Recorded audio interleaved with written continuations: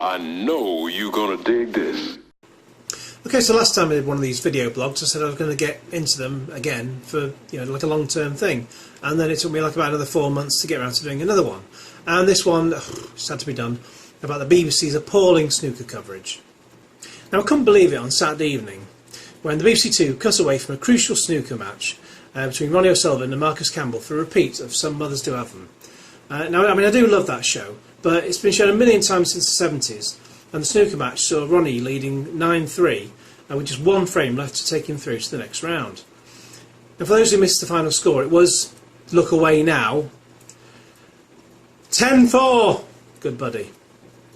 And it highlighted how stupid it was to make the change with the channel from BBC HD to BBC 2 HD. There's not a moment of Frank Spencer was in HD, so you're replacing live HD sport with an SD repeat of a programme that's been on more times than the news. I mean, which idiot made that decision? That said, I can feel I've got a separate video log coming on about BBC 2 HD, because I've got a lot to say about that as well.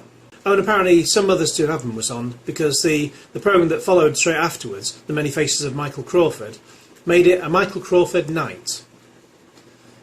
I mean, excuse me, since when did 90 minutes of programming, which only one programme was new, constitute a night? And in any event, the only other new programme on that evening was something with Alan Yentob in it, so everything else was repeat, so the new content could easily be dumped, well, in some cases it could be dumped, until the snooker had finished. And don't tell me, BBC, that I can watch online, because you've already killed the moment by cutting away from it. It's pathetic. Now, I do have a connected TV, but while I've got two TVs in the same room, the second one being a smaller one, you can see it there behind me, whatever I'm watching in the main goes on the big TV, and the snooker just goes on, just takes second place, basically. The BBC was screwing around with it, and I just thought, sod 'em, they're a disgrace. And even when you do watch via connected TV, the picture's all juddery anyway. It's no substitute for broadcast quality HD, or even SD via the red button, even though the online feed is in HD. There's one contributor on Digital Spy called On the Radio who said, I rang Sky and they said my speed is 6 megabits per second. Enough to stream live coverage, yet the picture seems to judder. Anyone else experiencing this? Yes. I've experienced Sky bullshitting all the time. It just way too often. It's just, they don't give a shit, basically. I mean, my modem kept cutting out, and I had tests on my line for 2 to 3 months, which occasionally the test would just stop. And they never told me. I only found out when I contacted them. Eventually, the one thing they did do in the end was the one thing I asked them to do in the first place, which was send me a new modem, and it's been much better ever since. It's because all these companies are allowed to advertise up to 16 megabits per second, when in reality you get less than half that. But I digress. And in any event, this discriminates those who either don't have internet access or don't have internet access which is good enough to stream live sport on their PC, let alone the fact that they can't watch it live on their TV anyway.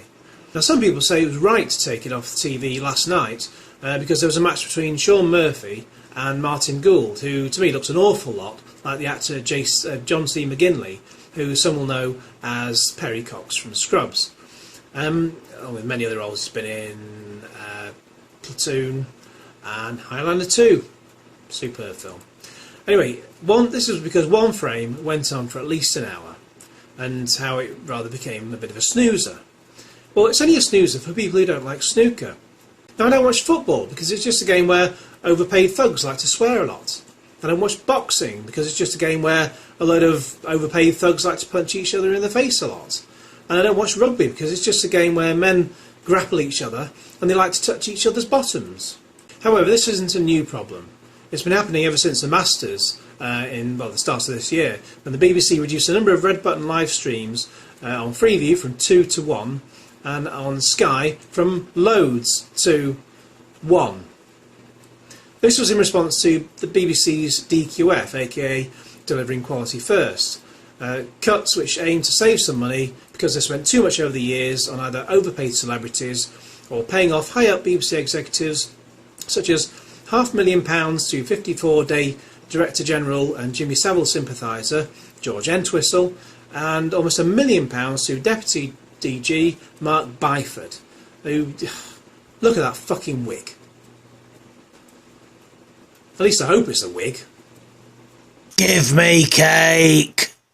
I even tried to discuss this on the BBC Points of View website, but they don't allow any discussion of any kind of sport anymore. Unless you want to restrict it all to one particular thread which no one looks at anymore. So no one will read your comments, and if the BBC even detect a hint of off-topicness, they'll just take it down. And they take posts down a lot. But maybe I'll save that for another video.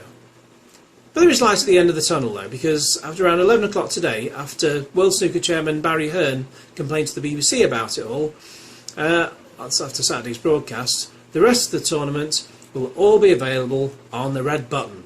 And as he put, hashtag happy days. Cue Genesis.